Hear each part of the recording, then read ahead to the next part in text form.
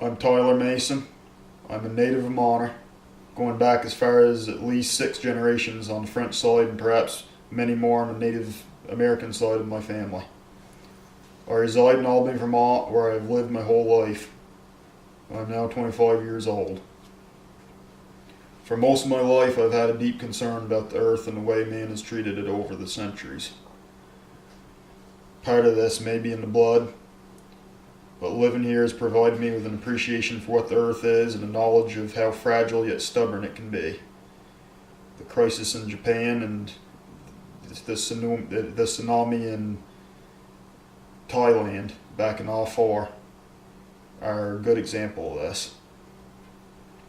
All my life I have been a woodsman and have grown up around the trees, the hills, the fields, and the mountains. I have lived along the eastern valley, what is known as Black River Valley of the Lowell Mountain Range, my whole life. My ancestry reaches back to this particular area as well. Several generations ago, my earliest French ancestor to this area built a home and farmed at the base of this mountain range, and for several generations thereafter, my ancestors and relatives had farms and log mills scattered along that stretch of valley. My grandfather and great uncles logged on the Lowell Range. The Lowell Mountain Range is part of me and part of who I am, as well as for others and many others in this area, many other native Vermonters. Being there brings a sense of peace, and when I climb to the top and look below, I think of how solemn and peaceful my surroundings are, but down there, it is a crazy, chaotic world, and people have a tendency to make it that way. I know we are in a major crisis with the environment being so devastatingly impacted by human intrusion. I am a hunter, a fisherman, and have worked as a logger and a farmhand. Not only is the outdoors natural world in my blood, but is most of what I experience. However, a threat has, for 10 years or so, been creeping upon not only the Lowell Mountain Range, but the state of Vermont in general. I first came to research an industrial scale wind development with an open mind, thinking that it would be a shame to lose not only the view these mountaintops offer, but the wilderness and wildlife area of which they are a large part. On the other hand, I thought that if this would be a good cause for significant carbon reduction, then that would be a good thing. However, the more I researched industrial wind, the more I opposed.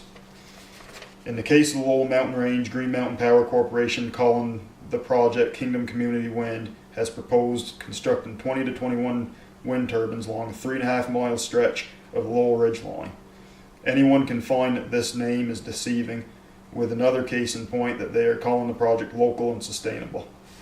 Many are not aware that Green Mountain Power is actually owned by a corporation out of Canada, Gaz Metro. This Canadian company is looking to be given stimulus money, which they do not have to pay back from the American taxpayers. That amount comes around $100 million. They will then construct this project assuming no liability, which I have myself heard them say under oath, usually more words, to anything that may go wrong. The power will mostly go to the Chittenden and Franklin County area, where they say it will provide enough power for 20,000 homes. They then plan to sell about 16% of the power at cost back to the company which provides for the Northeast Kingdom area.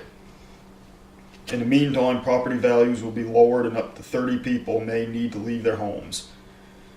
Those closest to the range, which is those closest to the range, suffer noise disturbance.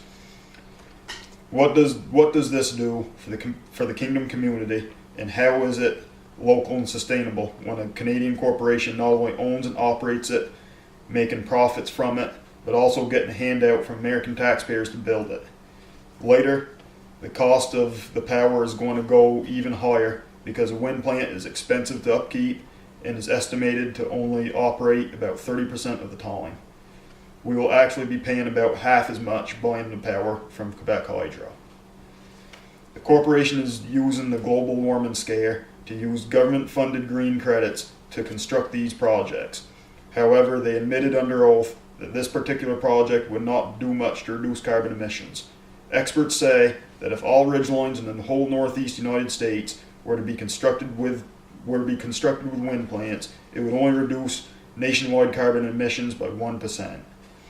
Remember that most carbon emissions come from transportation, not energy production.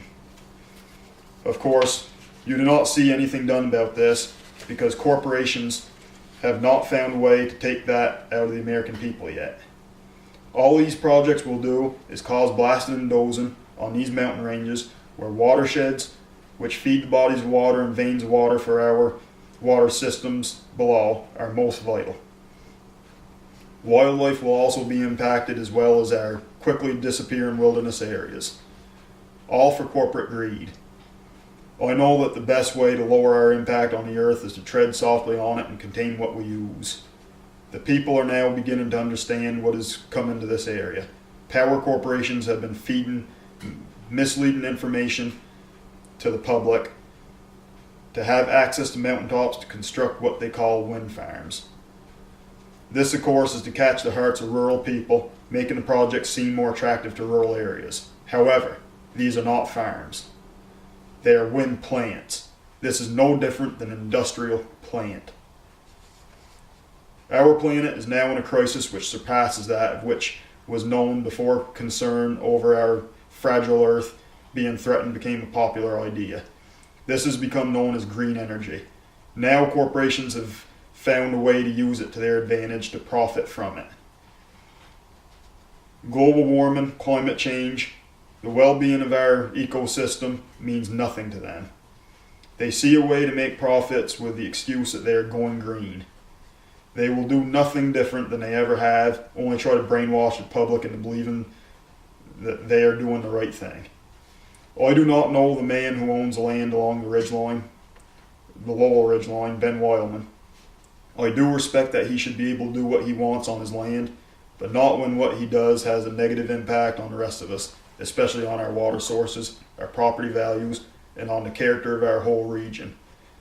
I would not build a large pig farm similar to a western cattle feedlot on my land, knowing that my 8 or so surrounding neighbors would have to put up with the smell when what existed when they moved here was rolling hills with woods and meadows.